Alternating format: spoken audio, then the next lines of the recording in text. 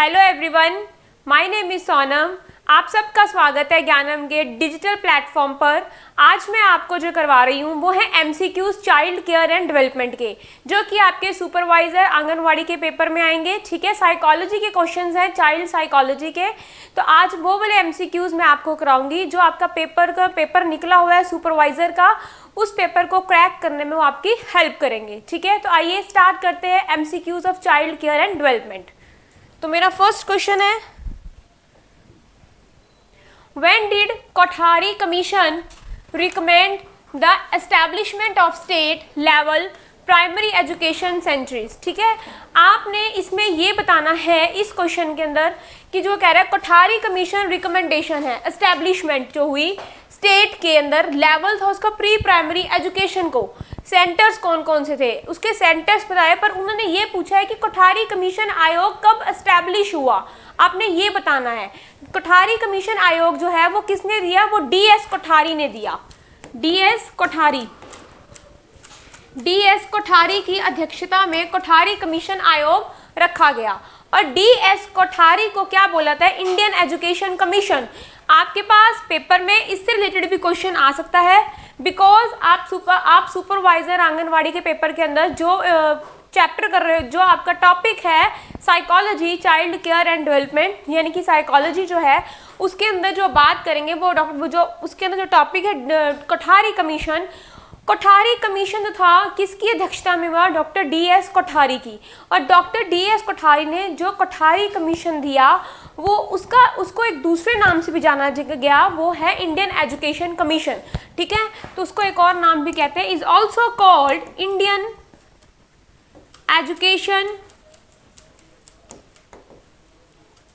Education commission.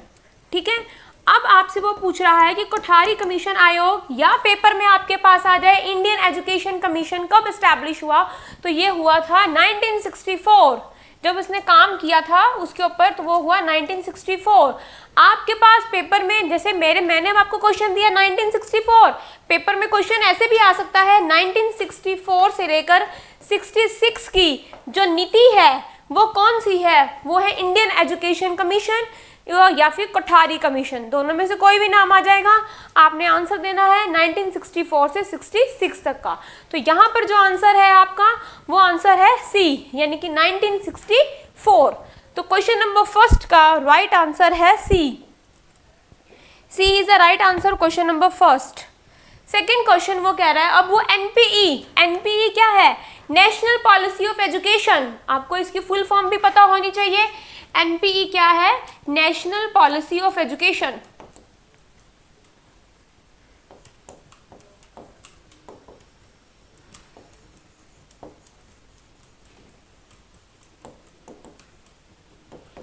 ठीक है, तो नेशनल पॉलिसी ऑफ एजुकेशन के बारे में वो बात कर रहे हैं। एनपीई जो 1986 में हुई थी, बनाई गई, रिगार्डेड है अर्ली चाइल्डहुड एजुकेशन से, रिगार्ड उसका किया गया अर्ली चाइल्डहुड एजुकेशन। तो इसमें वो जो बात कर रहा है अर्ली चाइल्डहुड एजुकेशन की, strength factors of realisation of goals, compulsory primary education, या इंपॉर्टेंट दी उसने फॉर सर्व शिक्षा अभियान को, बोथ ए एंड बी इसके अंदर, या नीदर ए और नॉर बी। देखो इसके अंदर जो बात करें सर्व शिक्षा अभियान वो आपका अलग है, एसएसए 2001 के अकॉर्डिंग जो आया था, एसएसए 2001 के अकॉर्डिंग 2010 में इंप्लीमेंट हो गया एसएसए आपका सर्व शिक्षा अभियान। लेकिन जो ये आपके पास आया है इसका आंसर सही है A, strength factors for realisation of goals, compulsory primary education. तो क्वेश्चन नंबर सेकंड का राइट आंसर क्या है? ए। तो A is the right answer of question number second.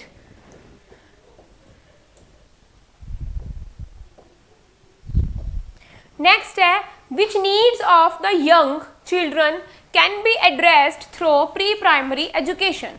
क्या नीड्स हैं, कौन सी नीड्स हैं यंग चिल्ड्रन की? वो कहता है कैन बी एड्रेस्ड, जो की जाती हैं through the pre primary education के माध्यम से, जो क्या एड्रेस्ड की गई बच्चों को। क्या है वो? ओनली बेसिक नीड है क्या उनकी? एजुकेशनल नीड है? आपको ये बतानी है यंग चिल्ड्रन की। ठीक है, both basic and educational need, या ऑल ऑफ अबव। तो क्वेश्चन नंबर थर्ड का राइट आंसर है दोनों नीड होती हैं, बेसिक एंड एजुकेशनल नीड, बच्चे की नीड दोनों ही है, बेसिक भी है और एजुकेशनल भी है, तो बेसिक और एजुकेशनल नीड दोनों ही इसके अंदर आएंगी। तो क्वेश्चन नंबर 3 का राइट आंसर है सी। नेक्स्ट है when was programs of action report HRD ministry put forward. आपने बताना प्रोग्राम ऑफ एक्शन जो HRD ने दिया, यानी कि ह्यूमन रिसोर्स डेवलपमेंट मिनिस्ट्री ने बताया HRD प्रोग्राम ऑफ एक्शन, ये कब इम्प्लीमेंट हुआ, ठीक है ना, कब बना ये प्रोग्राम ऑफ एक्शन। तो पेपर में आपको प्रोग्राम ऑफ एक्शन आना चाहिए, या फिर इसका आता है हिंदी में लिखो महिला समाख्या, ठीक है। तो प्रोग्राम ऑफ एक्शन जो हुआ था वो 1992 में हुआ था, ना ही वो 1993 में हुआ, ना 1991 में, ना ही 1990 में, ठीक है। ये कुछ ऐसे फैक्ट्स हैं जो आपको याद रखने पड़ेंगे, ठीक है। तो 1992 में हुआ। तो क्वेश्चन नंबर 4 का राइट आंसर है ए। नेक्स्ट है which among the following is not a major target, जो मेजर टारगेट नहीं है, ठीक है। Group for expansion for early childhood education age पर HRD रिपोर्ट टू 1993 के अकॉर्डिंग आपने बताना है, ठीक है। तो क्या है, क्या जो चिल्ड्रन है who reside in low income, जिनकी इनकम लो है, अर्बन कम्युनिटीज में रहते हैं, children of the post urban colonies, यानी कि जैसे हम कहते हैं कि जैसे हम अपनी डेली रूटीन की लाइफ में बोल देते हैं कि फलाने शहर में ये वाला जो एरिया बहुत ही पॉश एरिया है, ठीक है, अर्बन लोग वहाँ रहते हैं। Children who belongs to tribal community से बिलोंग करते हैं, या नन ऑफ अबव, ठीक है, इज नॉट, आपने वो बताना है जो नहीं है, नोट वहाँ लिखा है, not a major target group of expansion. Expansion मतलब विस्तार कर देगा अर्ली चाइल्डहुड एजुकेशन का, यानी कि अर्ली चाइल्डहुड एजुकेशन के लिए, तो उसमें ये कौन सा नहीं है। तो क्वेश्चन नंबर 5 का राइट आंसर है B, children of the post urban colonies, ठीक है। तो यानी कि क्वेश्चन नंबर 5th में जो ए है वो भी इसका आंसर नहीं है, सी भी नहीं है और डी भी नहीं है, आंसर क्या है बी। तो बी इसका क्या है राइट आंसर। नेक्स्ट है Montessori school, Maria Montessori school के बारे में बताया गया। आर बेस्ड ऑन द, वो किस पर बेस्ड है, फिलोसफी वर्क ऑफ, कौन सी फिलोसफी पे बेस्ड हैं, ये आपको फिलोसफी के चैप्टर में ये क्वेश्चन मिलता है कि कौन सी फिलोसफी बेस्ड है। जैसे अब देखो एनी क्वेरी, ये तो नहीं है, एनी क्वेरी तो नहीं है, प्लेटो ने जो दिया था वो भी नहीं है ये, ठीक है। जीन प्याजे ने कोई मॉन्टेसरी स्कूल के बारे में बात ही नहीं करी। अगर आप सब लोग सुपरवाइजर आंगनवाड़ी का एग्जाम दे रहे हो साइकोलॉजी का, चाइल्ड केयर एंड डेवलपमेंट का, तो आप सब ने साइकोलॉजी पढ़ी हुई है। MSW का आपका वो होता है, डिप्लोमा होता है, उसके अंदर आप सब ने अपनी चाइल्ड केयर डेवलपमेंट के बारे में पढ़ा हुआ है। तो आप लोगों को पता होगा कि जीन प्याजे ने कोई भी बात मॉन्टेसरी स्कूल को लेकर नहीं करी। उसने तो अपनी थ्योरी के अंदर स्टेजेस के बारे में बात करी कि बच्चे की 4 स्टेजेस होती हैं, 4 स्टेजेस के बारे में उन्होंने बात करी। तो कोई भी ऐसी बात नहीं हुई, तो ये आपको पता होना चाहिए। बात मॉन्टेसरी स्कूल के बारे में हो रही है, तो इसका आंसर क्या है, मारिया मॉन्टेसरी, ठीक है। तो क्वेश्चन नंबर 6 का राइट आंसर हुआ बी। तो B is the right answer of question number 6।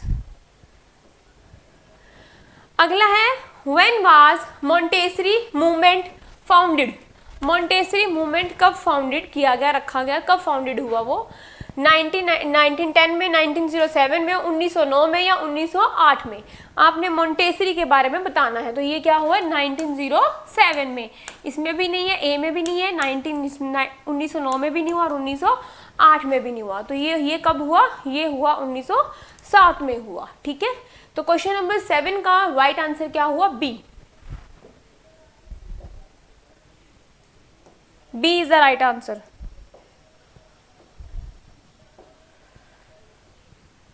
Which age group comes in pre primary education. कौन सी एज ग्रुप है जो प्री प्राइमरी एजुकेशन के अंदर आती है, ठीक है। ऐसी बच्चे की कौन सी एज है जब बच्चा प्री प्राइमरी एजुकेशन गेन करता है, आपने वो बताना है, एज ग्रुप बताना है इसका, ठीक है। 0 to 5 ईयर्स है क्या, 0 to 6 ईयर है क्या, 0 to 8 ईयर्स है क्या, 3 to 6 ईयर है। अब आपने ये बताना है। तो 0 to क्या है, 0 to 5 ईयर्स तो नहीं होता प्री प्राइमरी का, 0 to 6 ईयर के अंदर बच्चा क्या कर लेता है, अपनी प्री प्राइमरी एजुकेशन गेन कर लेता है, ठीक है ना, 0 से 6 साल तक का बच्चा।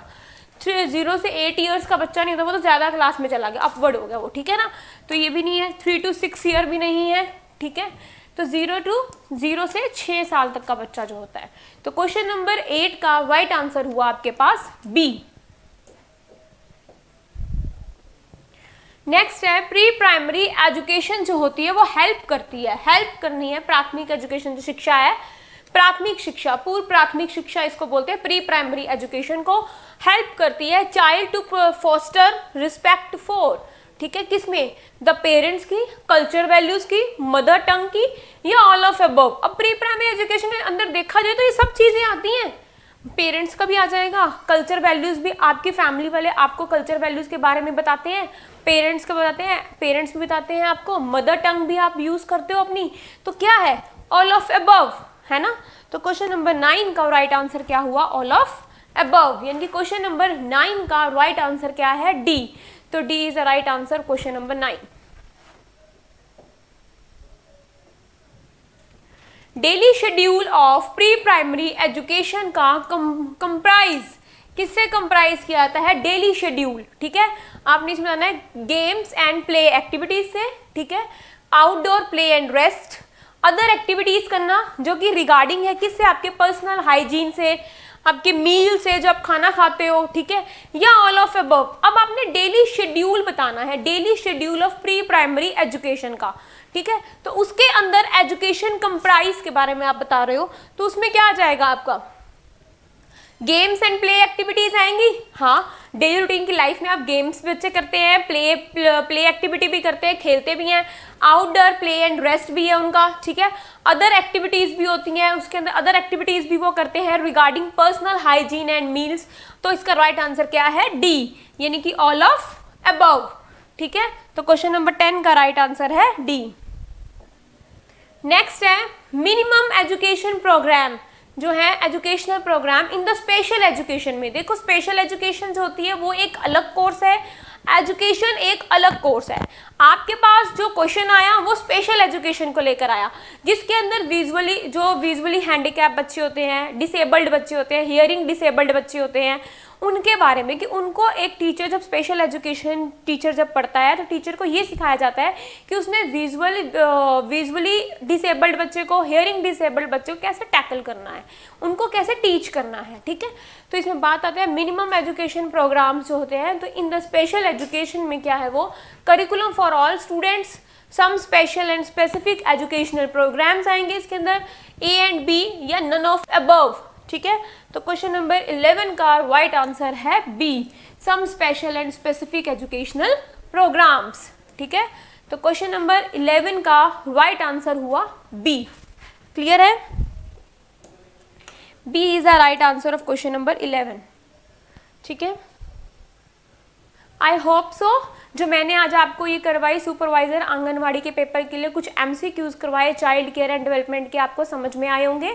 अगर आपको मेरी ये वीडियो अच्छी लगी तो प्लीज़ लाइक करें, सब्सक्राइब करें, और मैं आपके लिए और भी बहुत सारे MCQs लेकर आऊँगी। जो मेरी नेक्स्ट वीडियो होगी MCQs की, वो टॉपिक होगा वैक्सीनेशन। मैं वैक्सीनेशन के ऊपर आपको वीडियो एक प्रोवाइड करूँगी MCQs की। Okay, thank you.